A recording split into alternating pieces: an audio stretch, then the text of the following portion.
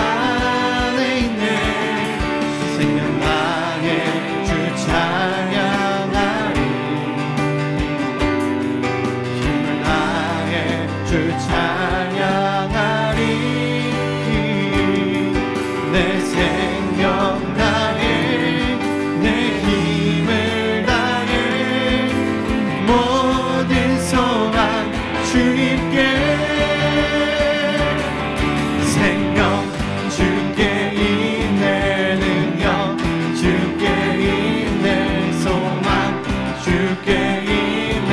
주 안에 있네. 생명 주께 있네. 능력 주께 있네. 소망 주께 있네. 주 안에 생명 다해 주 찬양하리.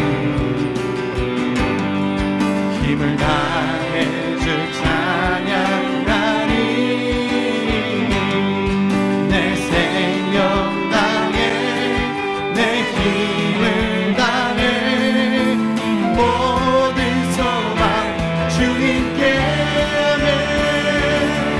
생명 주께 있네. 능력 주께 있네. 소망 주께 있네. 주 안에 생명 주께 있네.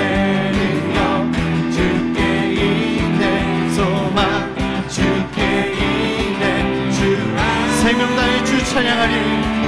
생명 다해 주 찬양하리. 힘을 다해서 힘을 다해 주 찬양하리.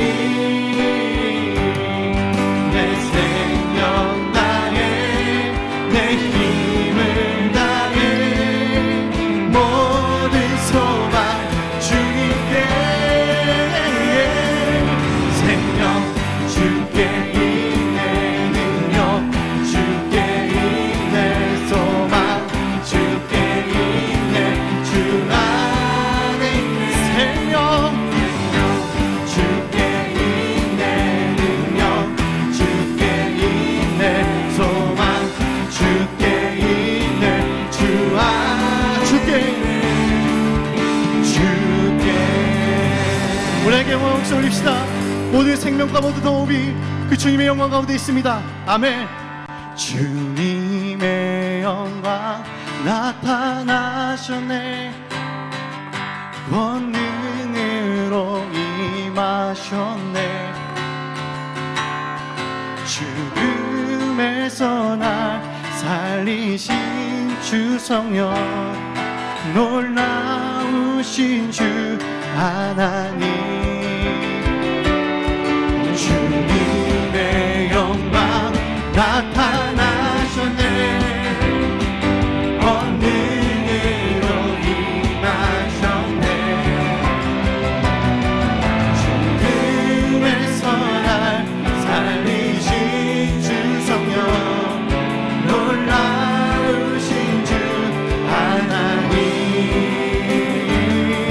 할렐루야. 주의 나라가 할렐루야 임하소서. 나는 선포하리 만왕의 왕 예수. 주의 나라 임하시네. 주님의 영광 나타나셨네. 주님의 영광 나타나셨네. 권능으로 임하셨네. 죽음에서 날 살리신 주 성령, 놀라우신 주 하나님. 할렐루야. 주의 나라가 할렐루야 임하소서. 걷게 되니 나는 선포하리 만왕의 왕 예수. 주의 나라 임하. 할렐루야. 주의 나라가 할렐루야. 주의 나라가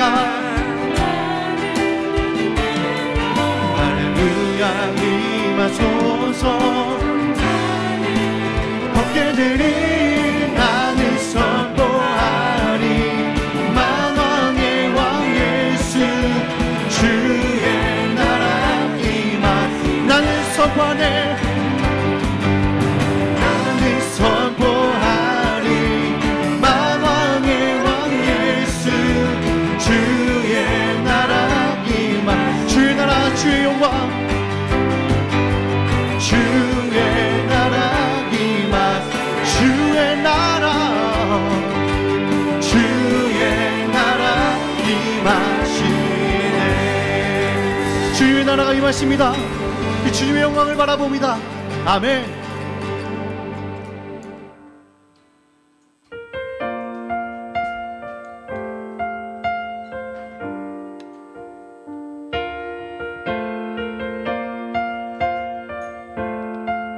우리 가사를 고백합시다. 내가 누려왔던 모든 것들이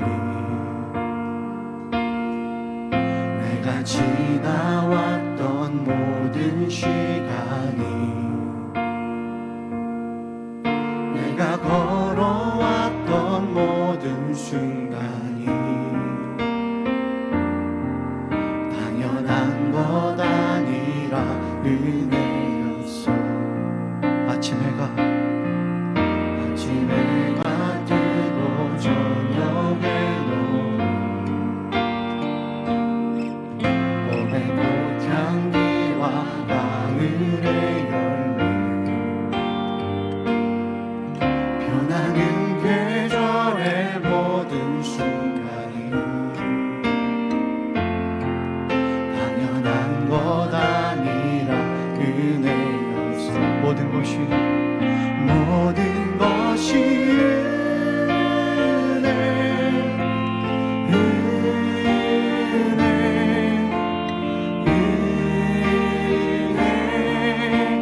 한없는 은혜. 내 삶에 당연한 것 하나도 없었던 것을 모든 것이 은혜였어. 내가 이 땅에 태어나 사는 것 어린아이 시절과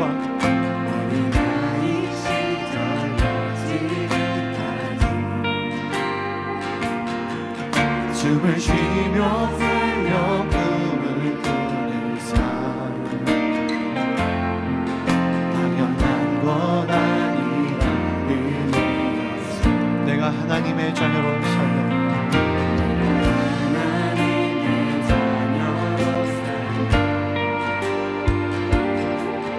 오늘 찬양하고 예배하는 삶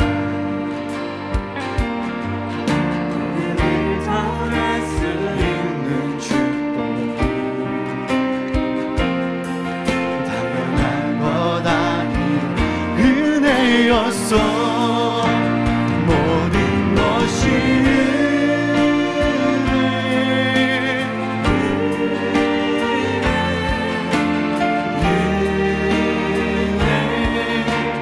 한없는 은혜. 내 삶에 당연한 것 하나도 없었던 것을 모든 것이 은혜. 모든 것이 은혜. 모든 것이 은혜.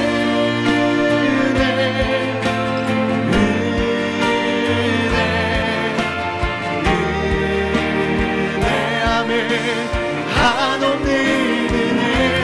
내 삶에 당연한 것 하나도 없었던 것을 모든 것이 은혜. 우리 목소리로 모든 것이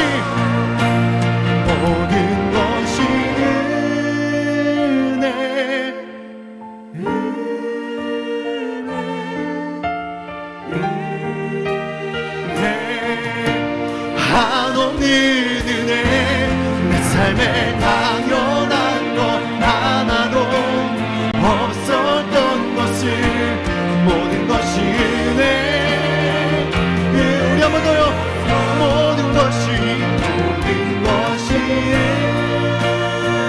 아멘. 주님, 우리의 살아와 숨쉬는 모든 것이 주님의 은혜가 없이는 한 걸음도 내딜 수 없음을 고백합니다.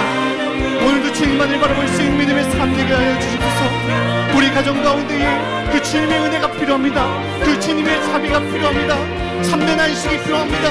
그 주님의 은혜를 바라보며 우리 함께 기도하며 나갑시다. 아버지 감사합니다. 오늘 주제는 안식입니다. 예수님이 이제 본문에 나오는 38년 된 병자를 고치신 날이 바로 다름 아닌 안식일이었어요. 여기 이제 보면 고치기 때문에 낫는다라고 하는 단어가 이제 계속 반복이 되는데, 이 말이 이제 다른 그 공간 복음에 보면 회복된다, 성하게 되다, 이런 말로 똑같은 단어가 그렇게 번역이 되어 있습니다. 이 단어를 이제 공간 복음에 살펴보면 총 12번이 나오는데 그 중에 딱 한 번을 제외하고 11번이 다 예수님이 안식일에 병든 사람을 고친 곳에 등장하고 있어요. 자, 바리새인들, 우리가 성경을 읽어보면 바리새인들과 예수님이 부딪힌 것들이 많은 안건들이 있었는데 그 중에 굉장히 중요하고 많은 부분을 차지하는 게 바로 안식일입니다. 굳이 다른 날도 있는데 왜 꼭 굳이 안식일에 고치느냐? 이 사람이 지금 뭐 한두 해 앓은 것도 아니고 안식일 지난 다음에 또는 그 전에 고쳤다고 해도 전혀 문제가 되지 않는데 왜 꼭 안식일에 고치느냐라고 하는 게 이제 문제가 되는 거예요. 예수님은 의도적으로 안식일에 병든 사람을 고친 것입니다. 이것은 진정한 안식이 무엇인지 눈으로 보여주기 위해서 예수님이 그렇게 하신 거예요. 질병에 걸렸던 사람이, 원래 사실은 질병에 걸린 것은 정상적인 모습이 아니지 않습니까? 질병에 걸린 사람이 회복되어서 성하게 되는 것처럼 하나님과 우리와 이 영혼이 하나님과의 진정한 관계로 회복되는 것, 거기에서 진정한 안식이 있다는 것을 주님이 보여주시는 것입니다. 자, 오늘 먼저 좀 생각해 볼 것은 안식일에 안식이 없는 역설적인 모습이에요. 우리는 지난주에도 이 역설적인 상황을 살펴봤습니다. 베데스다, 자비의 집인데 자비가 전혀 없는 그런 모습을 살펴봤잖아요. 이번에도 똑같아요. 안식일인데 쉬지 못하고 있는 그런 모습을 보여주고 있습니다. 대표적인 게 유대인이죠. 지금 10절 말씀을 보세요. 유대인들이 병 나은 사람에게 이르되 안식일인데 내가 자리를 들고 가는 것이 옳지 아니하니라. 자, 지금 유대인들은 38년 된 이 병자, 고침받은 이 사람에게 너 지금 안식일 규정 어겼다라고 하면서 정죄하고 있습니다. 여러분 지금 잘 생각을 해보세요. 지금 이 고침받은 사람이 어떤 사람입니까? 38년 된 병자예요. 38년. 일주일도 아니고 3년 8개월도 아니고 38년입니다. 계속 누워 있었고 제대로 움직이지도 못하고 하루하루를 살아가는 것이 뭔가 기대에 차고 뭔가 계획을 하고 내가 꿈꾸던 일들이 이루어질 거야 라고 하면서 그렇게 희망찬 삶을 살아가는 게 아니라 그냥 하루하루 낫기는 바라지만 나을 수 없는, 그래서 하루하루 연명하며 살고 있는 이 사람, 소망 없는 사람, 체념한 듯 살아가는 이 사람에게 주님이 고쳐주셨어요. 이 사람이 완전히 나았단 말입니다. 여러분 만약에 여러분이 이 사람의 부모나 아니면 형제나 친구라고 생각을 해보십시오. 어떤 반응을 보이겠습니까? 너무 기뻐서 막 소리를 지를 거예요. 그리고 막 얼싸안고 기쁨의 눈물을 흘릴 것입니다. 그렇지 않겠습니까? 38년인데요.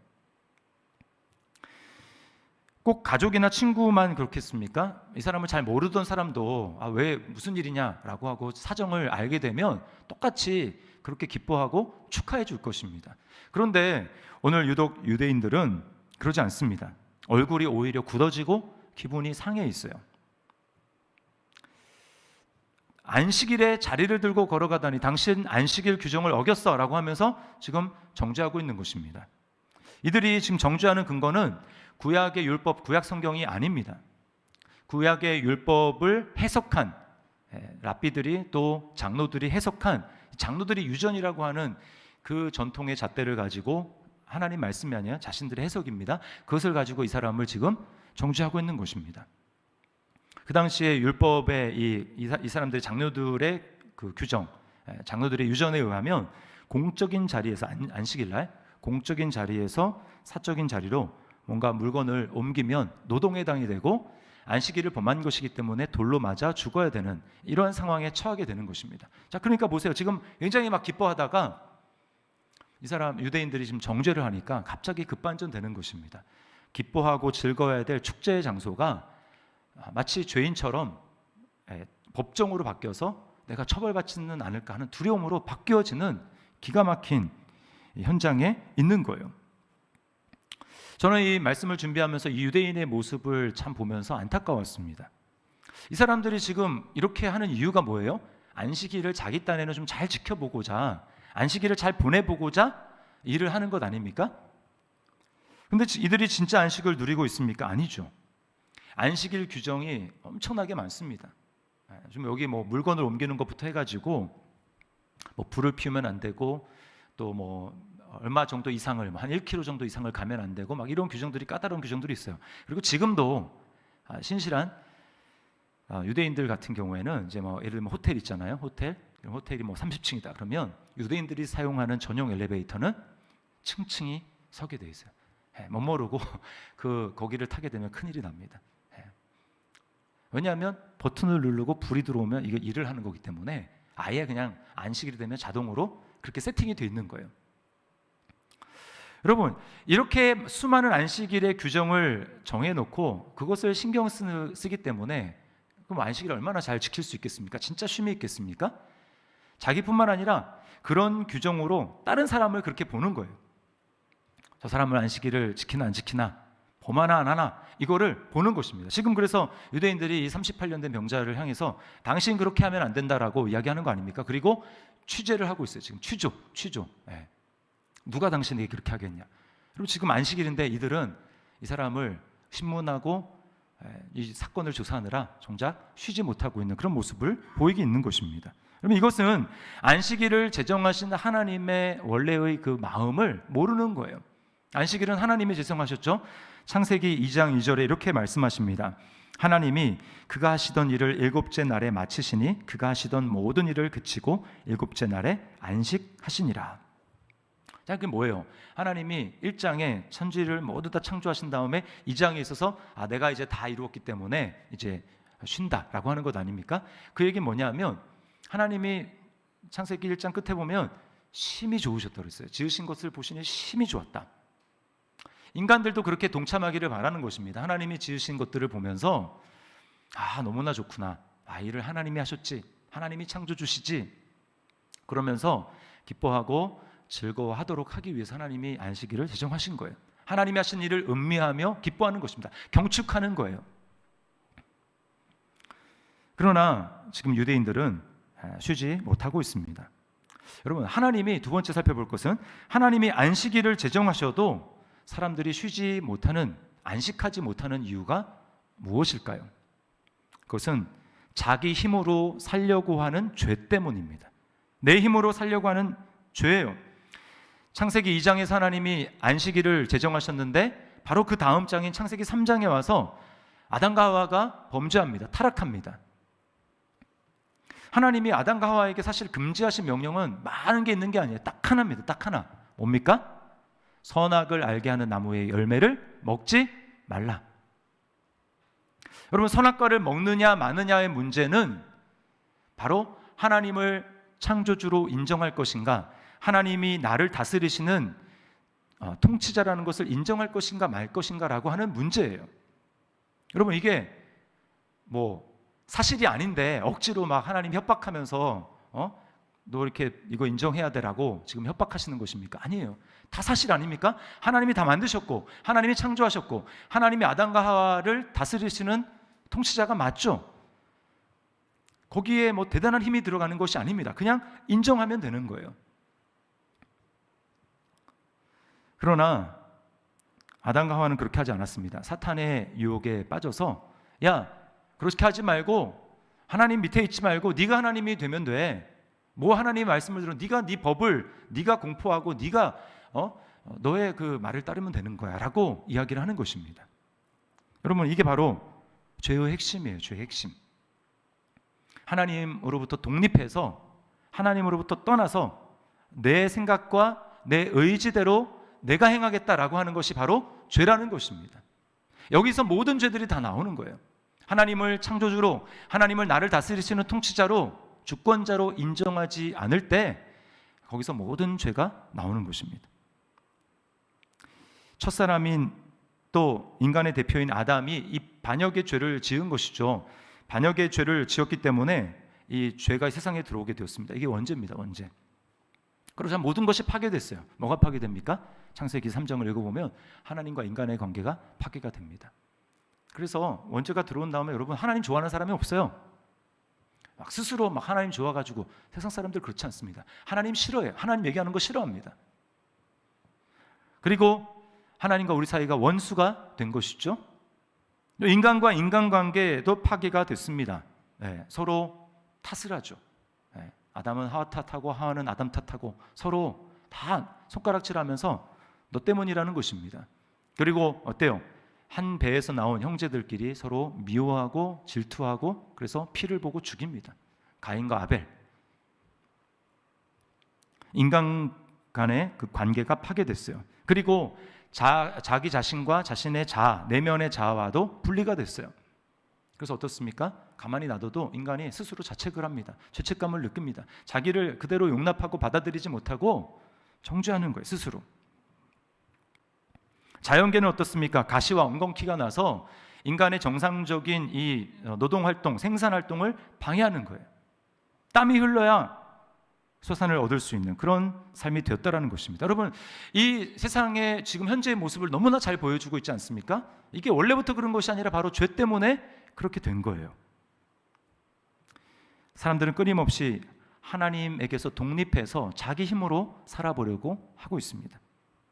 하나님은 눈에 보이지 않으니까, 하나님은 눈에 느껴지지 않으니까 그래서 내 눈에 보이는 것, 확실하게 보이는 것을 담보물로 삼고 그것을 안전의 도구로 삼으려고 하는 거예요. 여러분, 그런 삶에는 쉼이 없고 안식을 누리지 못합니다. 그래서 하나님이 이스라엘 백성들을 이제 자기 그 백성으로 부르시잖아요. 애굽에서 건져내시죠. 그 다음에 이스라엘 백성들에게 끊임없이 하는 훈련은 무엇이냐면, 야, 눈에 보이지 않는다 할지라도 내가 분명히 살아있고 눈에 보이는 어떠한 것보다도 내가 확실한 존재다, 내 말이 더 확실하다라고 하는 것을 끊임없이 훈련하는 거예요. 그 대표적인 게 뭡니까? 만나요, 만나. 이스라엘 백성들이 애굽에서 나올 때 준비한 식량은 며칠 가지 못해서 금방 다 떨어졌습니다. 그리고 그들이 설상가상으로 어디에 있습니까? 좀 광야에 있는 거예요. 먹을 것이 없습니다. 이게 무슨 얘기입니까? 객관적으로 보면 이제 우리는 죽었다, 살 수 없는 거예요. 그러나 하나님은 어떻게 하십니까? 아니다, 너희 죽지 않는다, 내가 너희 삶을 책임질 거야 라고 하나님이 내려주신 게 뭡니까? 만나죠. 하루 이틀 내린 게 아니라 1, 2년 내린 게 아니라 40년 동안 광야 생활하는 동안 내내 그들은 하나님이 위에서 내려주신 만나를 먹었습니다. 굶어 죽은 사람 아무도 없었어요. 하늘에서 매일 만나가 내리면 이스라엘 백성들은 매일 아침 해가 뜨기 전에 만나를 거두러, 그날의 양식을 거두러 일을 하러 나가야 했습니다. 혹시 내일 만나가 안 내리면 어떡하지? 내가 오늘 이틀치를 준비해야 돼, 더 열심히 남들보다 더 많이 모아야지. 그렇게 해서 쌓아놓은 것들은 다 썩어버렸어요. 하나님이 그때 만나를 거두게 하셨습니다. 반면에 이제 안식일이 됩니다. 내일이 안식일이에요. 하나님이 안식일 날은 너희 생계를 위해서 일을 하지 말아라, 너희가 먹고 살기 위해서 스스로 일하는 것을 멈춰라, 내가 너희를 책임질 것이고 내가 너희를 먹일 것이다 라고 하는 것을 알게 하기 위해서 하나님이 바로 전날, 유대인들의 안식일은 토요일이니까 금요일 날 이틀치를 준비하게 하셨어요. 그리고 그 준비한 이틀치는 저장해 둬도 썩지 않았습니다. 안식일인데 일해야지, 오늘도 내가 먹고 살기 위해서 일해야지, 안식일을 나간 사람은 거두는 것이 아무것도 없이 허탕을 쳤습니다. 여러분, 이 만나 사건을 통해서 하나님이 이스라엘 백성들에게 교훈하시는 것은 무엇입니까? 너의 삶은 내가 책임진다. 너의 힘으로 살아가는 것이 아니고 내가 공급하는 은혜로 살아가는 것이다. 내가 너의 삶을 책임진다라고 하는 것을 보여주는 거예요. 그러나 이스라엘은 이 하나님을 신뢰하고 믿는데 실패했습니다. 눈에 보이지 않으니까. 그래서 하나님을 의지하기보다는 눈에 보이는, 당장 내 눈앞에 보이는 그것을 의지하고 그것으로 안전을 확보하려고 했어요. 그게 바로 우상입니다. 바알 우상을 그래서 섬긴 거예요. 바알은 눈에 보입니다. 우상 딱 눈에 보여요. 그리고 뭐라고 얘기합니까? 풍요의 신, 이걸 섬기면 자녀들을 다산하고 자녀들을 많이 출산할 수 있고, 그리고 비를 내려서 이 땅에서 농사가 잘 되게 한다라고 하는 것입니다. 거기 어떤 조건도 없어요. 그냥 그 바알 섬기면 무조건 축복을 해준다라는 거예요. 오늘날로 얘기하면 무조건 내 삶에 형통이 있다라는 것입니다. 부동산이 올라가고 그리고 주식 되는 손 되는 것마다 다 대박 난다라는 거예요.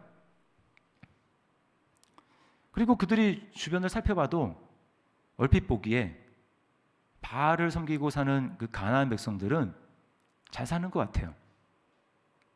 풍요롭게 잘 사는 것 같습니다. 가나안 땅에서는 역시 여호와보다는 이 바알이 더 잘 통해라고 생각하게 만드는 거예요. 그래서 이스라엘 백성들은 뭡니까? 여호와의 이름도 부르지만 실제로 그들의 마음속 깊은 곳에서 그들에게 기능했던 그것은 바로 바알이었어요. 우상 숭배를 한 것입니다. 이 세상 사람들은 눈에 보이는 확실한 것을 얻어서 스스로 안식을 만들어 보려고 합니다. 그러다 보니까 경쟁해야 되는 거예요. 그러다 보니까 성공해야 되는 것입니다. 자신을 증명하려고 하는 거예요. 이게 우리가 지난주에 살펴봤던 베데스다의 병자들의 모습 아니었습니까? 남들보다 빨리, 남들보다 먼저 목적지를 향해 가야 되고 쟁취해야 되고 그걸 얻어야 되는 거예요. 여러분, 세상에서 성공하면 정말 안식이 있습니까? 수백억의 자산을 가지고 곳곳에 별장을 짓고 그래서 시마다 때마다 안식을 거기서 휴가를 보내면 그럼 정말 쉼이 있고 안식이 있을까요? 물론 그만큼 쉬지 못하는 사람보다는 조금 더 누릴 수 있고 조금 더 편안할지 몰라요. 그러나 근본적으로 안식과 쉼의 문제는 마음의 문제입니다. 영혼의 문제예요. 환경이 아무리 좋다고 할더라도 거기에 진정한 안식이 없는 것입니다. 그래서 예수님이 38년 된 병자를 다시 만난 거예요. 그래서 14절에 이렇게 말씀하시죠. 그 후에 예수께서 성전에서 그 사람을 만나 이르시되 보라 내가 나았으니 더 심한 것이 생기지 않게 다시는 죄를 범하지 말라 하시니. 만약에 이 지금 38년 된 병자가 어떻게 보면 자기가 원하던 거 성취한 것 아닙니까? 그렇죠? 원하던 거 성취했어요. 환경이 좋아졌어요. 이제 행복할 것 같아요. 만약에 그의 어떤 육신적인 환경이 변화되고 이루었다고 해서 그에게 정말 진정한 안식이 있으면 예수님이 그를 만나지 않았을 것입니다. 그러나 너 지금 육신의 질병을 고쳤다고 해서 그게 진정한 안식이 아니야. 영혼의 문제야, 마음의 문제야 라고 하는 것을 알려주시기 위해서 주님이 그에게 죄 문제를 얘기한 거예요. 다시는 죄를 범하지 말라. 하나님 없이 살아가는 사람은 성공을 통해서 자신의 힘으로 자신의 존재 가치를 증명하고자 합니다. 그리고 세상이 그걸 요구해요. 나는 쓸모가 있는 존재야. 나는 여전히 건재하고 나는 능력이 있어 라고 하는 것을 증명하라고 이야기를 합니다. 그러니까 거기에 그 장단에 맞춰가지고 내가 얼마나 괜찮은 존재이고 내가 얼마나 쓸모 있는 존재고 능력 있는 존재인지를 증명하려고 하니까 얼마나 피곤합니까? 그 삶에 안식이 있겠어요? 이태원 클라스라는 이 드라마가 있습니다. 1부 때 보니까 본분이 별로 그렇게 많지 않은 것 같더라고요. 그 드라마에 보면 주인공이 이제 박세로이라고 하는 이 청년인데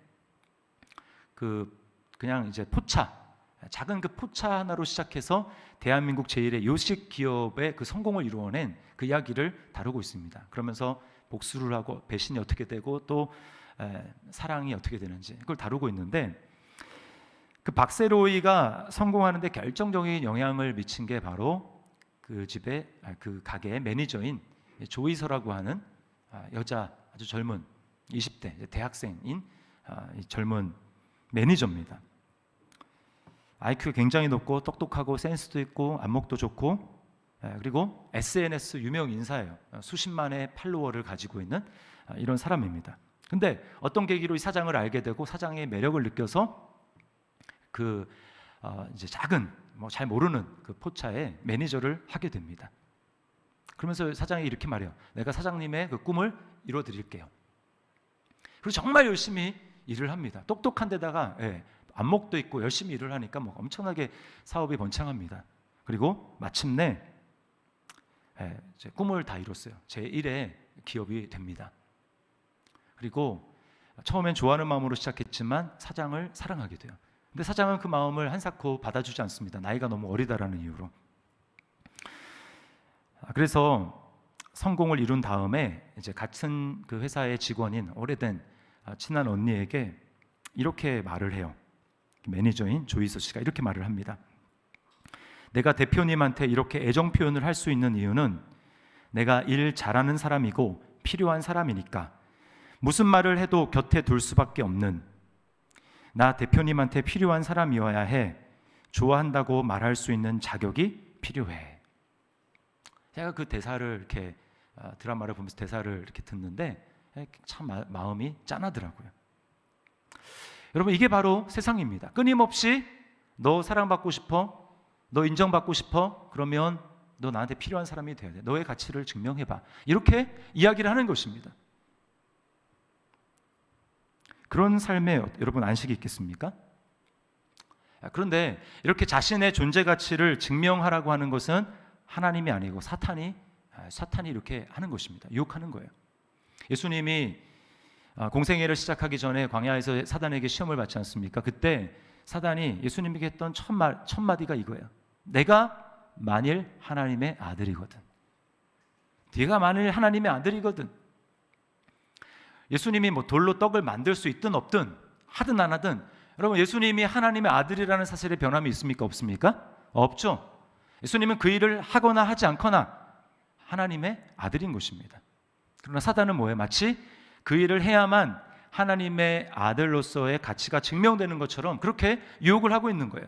사단은 오늘날도 마찬가지입니다. 저와 여러분들을 향해서 너 하나님의 아들이면, 하나님의 딸이면 이거 할 수 있어야지 라고 하면서 우리의 하는 행위로 마치 하나님께 사랑을 받을 수 있고 그것을 증명해야 되는 것처럼 그렇게 이야기를 합니다. 아니에요. 제가 예수님을 잘 알지 못할 때, 머리로만 알고 예수님을 진짜 믿지 않았을 것 같은 그때에 제가 이런 모습이었던 것 같아요. 어떻게 하면 내가 하나님께 더 사랑을 받을 수 있을까? 하나님이 나를 어떻게 사랑하도록 할 수 있을까? 그래서 말씀을 읽고 기도를 하고 그 일을 더 많이 하면 하나님이 저를 사랑하실 거라고 그렇게 생각을 했어요. 반면에 제가 죄를 짓고 행위가 형편이 없고 잘 못 살았다. 그러면 얼굴도 못 들고 하나님 앞에 나가기가 싫어지고 그런 저의 모습이었던 것입니다. 그러다 보니까 항상 제 마음 가운데는 진짜 쉼이 없었어요. 안식이 없었어요. 늘 불안하고 늘 이렇게 진땀 나고 그런 삶이었습니다. 여러분, 종교적인 행위를 통해서건 아니면 세상의 성공을 통해서 내가 나를 증명하는 그런 모습을 통해서건 그런 모습에서는 인간이 자신의 힘으로는 안식을 만들어낼 수 없다라는 것입니다. 자, 그러면 세 번째입니다. 우리는 어떻게 참된 안식과 쉼을 얻을 수 있을까요?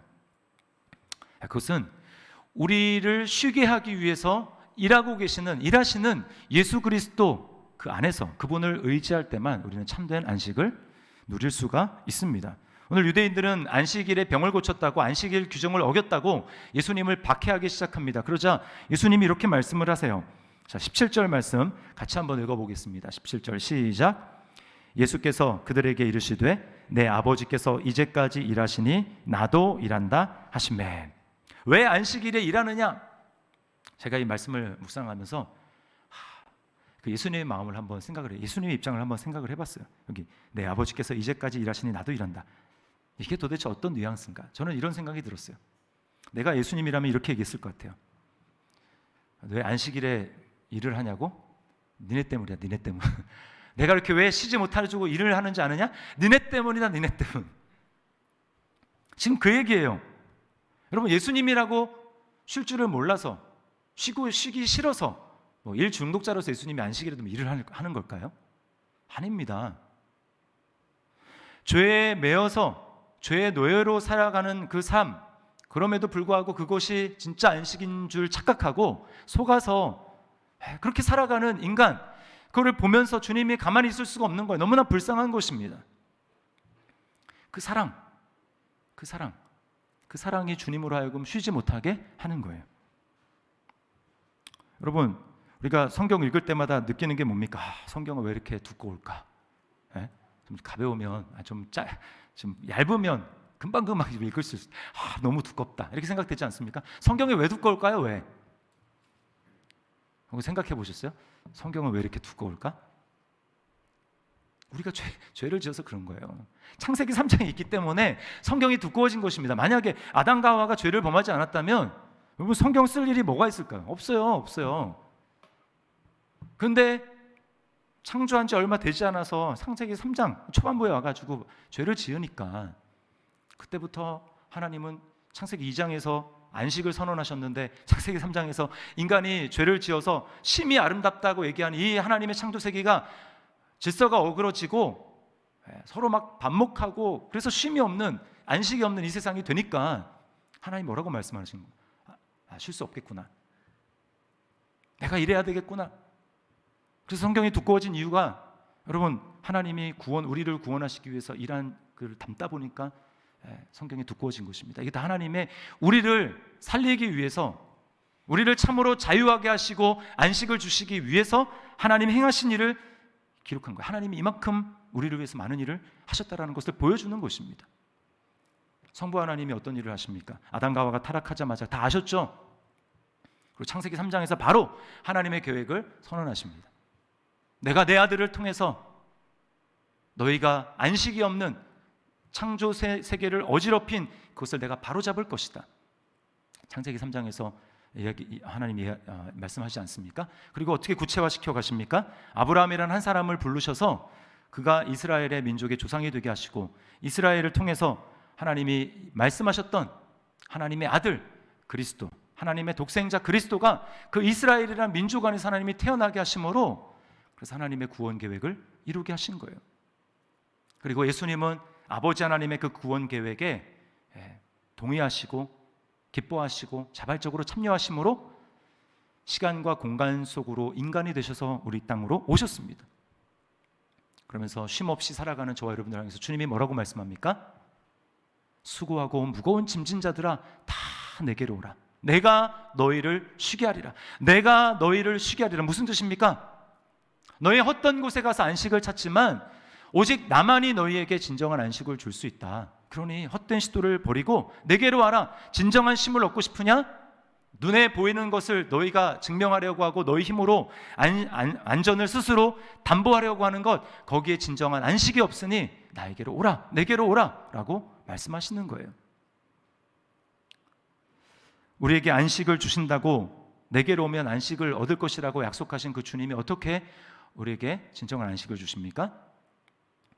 하나님을 떠나 반역한 그 죄를 주님이 입으셨어요. 자기가 입으시고 십자가 위에 매달리십니다.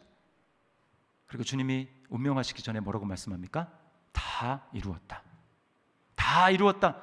지금까지 내가 해오던 그 모든 하나님의 구원의 계획, 너희를 위해서 일하던 그 모든 것 내가 이제 다 이루었다라고 주님이 말씀하시는 거예요. 여러분, 우리 그리스도인들은 바로 이 예수 그리스도의 다 이루었다라고 하는 그 선언을 믿고 마치 내 삶의 모든 것이 다 이루어진 것처럼 그렇게 받아들이며 안식하며 살아가는 사람들이 바로 저와 여러분입니다. 여러분 믿으시기를 바랍니다. 주님이 십자가 위에서 다 이루셨다. 뭘 다 이루셨습니까? 에베소서 2장 16절부터 18절 말씀을 보세요. 또 십자가로 이 둘을 한 몸으로 하나님과 화목하게 하려 하심이라. 하나님의 원수가 되어 있던 우리를 하나님과 화목하게 하셨어요. 원수된 것을 십자가로 소멸하시고, 소멸했단 말은 죽였다라는 것입니다. 죄를 십자가로 죽였어요. 또 오셔서 먼데 있는 너희에게 평안을 전하시고 가까운 데 있는 자들에게 평안을 전하셨으니, 평안을 전하셨다고 말합니다. 이게 뭐예요? 화평이에요. 화평. 하나님과의 관계가 이제 내가 했기 때문에 너희는 하나님과 화평하게 되었다. 하나님과 이제 원수가 아니다. 뿐만 아닙니다. 뭐라고 합니까? 이는 그로 말미암아 우리 둘이 한 성령 안에서 아버지께 나아감을 얻게 하려 하심이라. 하나님이 이제는 아버지가 되신 거예요. 아버지. 하나님 아버지. 이게 여러분 얼마나 기적 같은 일입니까? 하나님 아버지. 우리만 부를 수 있어요. 안 믿는 사람 하나님 아버지 못 부릅니다. 여러분, 정말 주님이 하나님과 반목해서 하나님과 원수됐고 하나님 싫어하고 그렇게 안식 없이 살아가는 우리를 위해서 행하신 일이 정말 사실임을 믿고 하나님이 내 아버지가 된 것이 정말 사실이라면 여러분 우리 인생에서 이거보다 더 큰 일이 있습니까? 있어요? 없어요? 네, 없어요. 증명할 필요도 없어요. 증명할 필요. 아버지 앞에 뭘 증명을 합니까? 아버지 앞에 자녀가. 네? 하나님이 우리를 다 아시고 아들을 십자가에 매달았다니까요. 내가 이런 짓까지 할지는 주님이 모르시고 예수님이 십자가에 못 박인 게 아니고 우리 주님은 우리의 죽을 때까지의 모습을 다 아시고 내가 얼마나 악한 죄인인지 내가 얼마나 형편없는 짓까지 할 수 있는 악한 죄인인지를 주님이 다 아시고 그 아들을 십자가에 못 박은 거예요. 근데 그 주님 앞에 여러분 뭐 우리가 더 좋은 모습을 막 보여가지고 사랑을 더 얻어내는 필요가 없습니다. 예수 그리스도 안에서 하나님이 저와 여러분을 사랑하세요. 여러분 믿으십니까? 그게 주님이 다 이루셨다라고 하는 의미예요. 너희 이제 노력할 필요 없어. 우리가 그러면 뭐 만들어 살이 그 말이 아니고 이제 우리가 하나님 말씀에 순종하는 이유는 무엇입니까? 그 사랑을 하나님이 증명해 주셨으니까. 그 사랑에 너무 감격해서 너무 감사해서 내 힘으로 도저히 할 수 없는 일을 100% 주님이 십자가로 다 이루신 그 은혜가 감사해서 내가 뭐라고 하나님이 나를 이렇게 사랑하시나. 그 사랑 때문에 우리가 감사함으로 순종하는 것 아닙니까? 팀 켈러 목사님이 그리스도인에 대해서 이렇게 말을 했습니다. 크리스천은 자신의 행위 대신 예수님이 성취하신 일에 기대어 쉬는 사람이다. 크리스천은 오늘 밤 죽는다고 해도 모든 것이 다 괜찮다는 것을 아는 사람이다. 당신은 할 일을 이미 다 이룬 것이다. 당신의 일생에서 일어나야 할 모든 일은 이미 다 이루어졌다. 여러분 정말 이렇게 믿으십니까? 목사님 무슨 말씀이십니까? 그래서 제가 지금 추구하고 있는 제가 야심차게 준비하고 있는 프로젝트들이 지금 있는데 그거 못 이뤘는데 무슨 이미 일을 다 이루어요? 아니죠 목사님. 이라고 얘기하실 분이 혹시 있을지 모르겠어요. 그러나 여러분 잘 생각을 해보십시오. 예수님이 다 이루셨다. 그리고 내 인생 가운데 하나님이 아버지가 되셨다. 그리고 영원한 하나님 나라가 내게 보장돼 있다. 이렇게 진짜 믿는다면 우리에게 이미 가장 중요한 일이 일어난 것 아닙니까? 우리야말로 이렇게 얘기하다. 이제 죽어도 여한이 없다. 이렇게 드라마 보면 나오잖아요. 죽어도 여한이 없다. 목사님 우리 애들이 아직 어려워서 가지고 좀 크는 거 봐야 되고 시집장가 보내는 거 봐야 되고 그렇게 얘기할지 모르겠어요. 그러나 자녀들도 마찬가지 아닙니까? 자녀들도 마찬가지예요. 자녀들이 정말 예수님을 인격적으로 만나고 예수님을 나의 인생의 주님으로 영접해서 그래서 하나님이 나의 창조주시고 하나님이 나의 주권자가 되시고 나를 다스리시는 분이 되시고 뿐만 아니고 하나님이 정말 나의 정말 친아버지가 되신다라는 것을 여러분 정말 우리 자녀들이 믿는다면 자녀들의 인생에도 마찬가지입니다. 좋은 대학을 가지 못했고 지금 성적이 좋지 않을지라도 자녀의 인생 가운데 지금 가장 중요한 일생에 있어서 반드시 일어나야 될 일이 일어난 거예요. 그래서 그 다음에 뭐라고 했냐면 팀 켈러 목사님 이렇게 얘기했어요. 나머지는 양념 소스이고 휘핑크림이다. 양념 소스와 휘핑크림은 제법 맛이 좋다. 하지만 절대적인 것은 아니다. 중요한 건 커피고 중요한 건 그 뭐 이제 자체지 소스 없는 그 자체 본질이지. 우리 인생에서 대단한 일을 앞으로 이룬다고 할지라도 그 대단한 일은 우리가 하나님의 자녀가 되고 구원받은 것에 비하면 양념 소스고 휘핑크림이라는 거예요. 예수 믿는 사람들은 바로 이것을 인정하고 받아들이고 그렇게 사는 사람들입니다. 이렇게 될 때 우리는 진짜 자유하게 돼요. 진짜 안식하게 됩니다.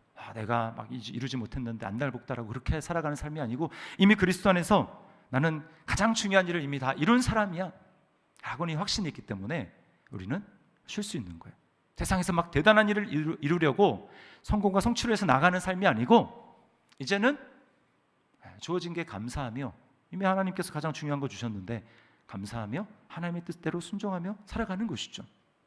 여러분, 그리스도 안에서 우리가 모든 일들을, 가장 중요한 일을 이룬 사람이라는 것을 정말 믿는다면 우리가 어떻게 살아야 될까요? 가장 큰 일을 이뤘으니까 이제 그냥 편안히 쉬다가, 아무 일도 하지 않고 그냥 쉬다가 천국 가야 되겠다, 그렇게 살아야 될까요? 아닙니다. 우리에게 아직 영원한 안식이 이루어진 게 아니에요. 그렇죠? 그 안식은 주님이 오셔서 아직 남아있는 죄의 세력을 다 멸하실 때, 그때 완성이 되는 것입니다. 그때까지 우리가 해야 될 일이 있어요.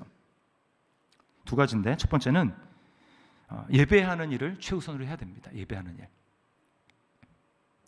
우리 그리스도인에게 이제 주일은 주일이 안식일이죠. 우리는 토요일이 안식일이 아니고 예수님이 부활하신 주일을 안식일로 지킵니다.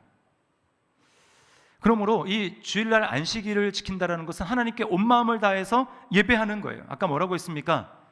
하나님이 뭘 인정하기를 바라신다고? 아담과 하와에게 하나님이 나의 창조주시고 하나님이 나를 다스리시고 통치하시는 분이라는 걸 인정하고 살아가는 것, 그게 매 예배 때마다 다시금 고백돼야 되고, 만약에 그렇지 않은 삶을 살았다면 예배를 통해서 회복되고 하나님 앞에 새롭게 결단하는 것입니다. 하나님, 내가 주님만을 나의 창조주로, 주님만을 나의 통치자로 여기며 그 말씀에 순종하며 살아가겠습니다 라고 하는 결단이죠.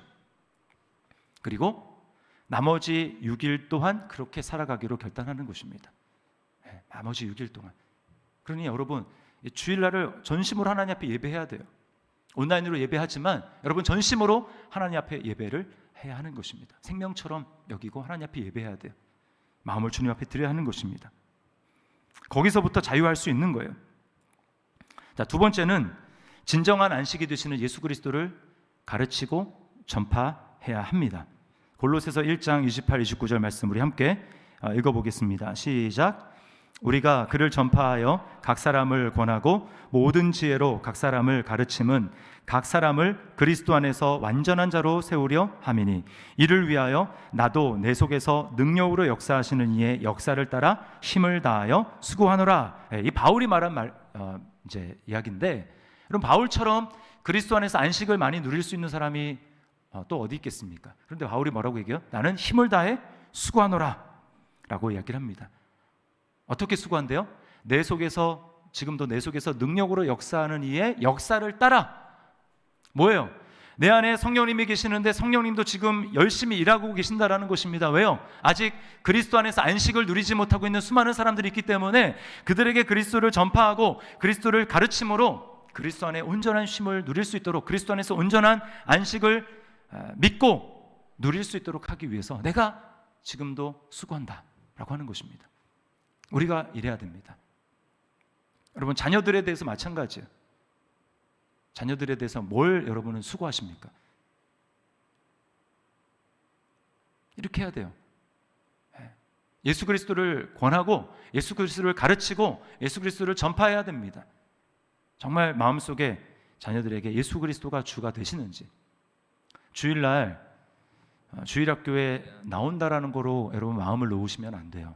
우리가 물론 우리 교육자들이 열심을 최선을 다하지 않는다라는 얘기가 아니고, 일주일에 여러분 1시간 예배해가지고 얼마나 바뀌겠습니까? 나머지 시간 다 그냥 세상에 노출되어 있는데, 결국 뭐예요? 성경에서 자녀들에게 복음을 가르치고 말씀을 가르치는 주체는 부모입니다. 부모. 내가 책임지는 거예요. 예수 그리스도를 전파하고 가르쳐야 됩니다. 예수 그리스도를 나누어야 합니다. 그리고 가족 중에 아직 예수님을 모르는 사람이 있습니까? 모르는 가족이 있습니까? 여러분, 착각하지 마세요. 뭐 환경이 굉장히 좋다고 해서 안식이 있는 게 아닙니다. 우린 분명히 봐야 돼요. 안식이 없어요. 고통하고 있는 거예요. 그러므로 예수님을 전파해야 됩니다. 전해야 됩니다. 여러분이 그리스도 안에서 안식을 정말 누리면 누릴수록 여러분의 가정 가운데 하나님의 안식이 흘러가게 될 것입니다. 여러분이 누리는 게 중요한 거예요. 그래서 5월 가정의 달에 여러분, 우리 가정이 정말 진정한 쉼이 있는 그런 가정, 예수 그리스도를 말미암아 진정한 쉼이 있는 그런 가정이 다 될 수 있기를 예수님의 이름으로 축원합니다. 우리 말씀을 기억하면서 우리 찬양 하나님 앞에 드리겠습니다. 내 영혼은 안전합니다.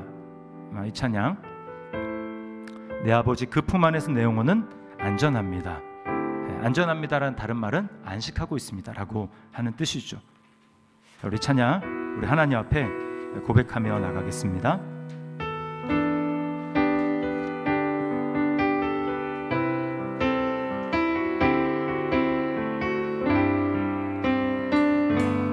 내 아버지 그 품 안에서 내 영혼은 안전합니다.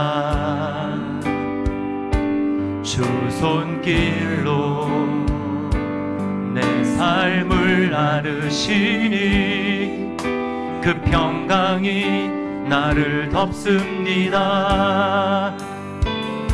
나 비록 넘어지면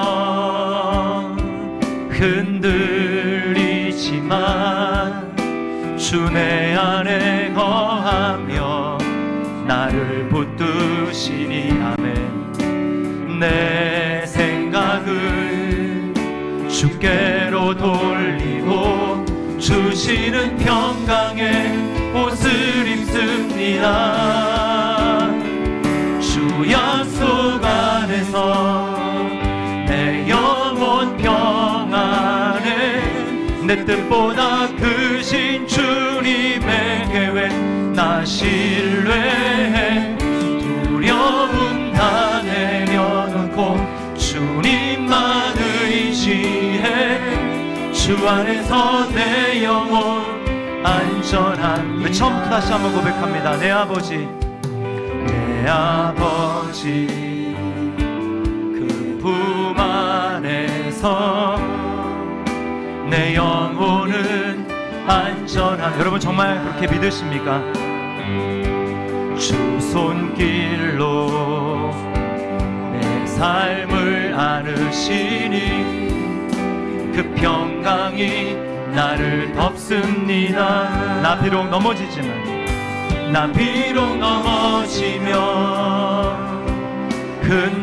흔들리지만 주님이 나와 함께 하십니다. 내 안에 거하며 나를 붙드시니 내 생각을 주께로 돌리고 주시는 평강의 옷을 입습니다. 주 약속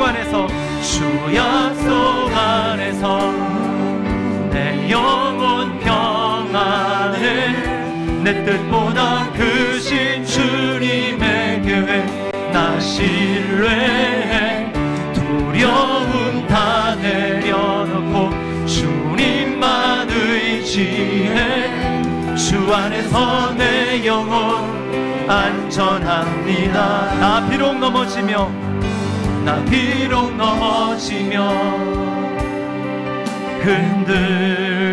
흔들리지만 주 내 안에 거하며 나를 붙드시니 내 생각을 주께로 돌리고 주시는 평강의 옷을 입습니다. 아멘.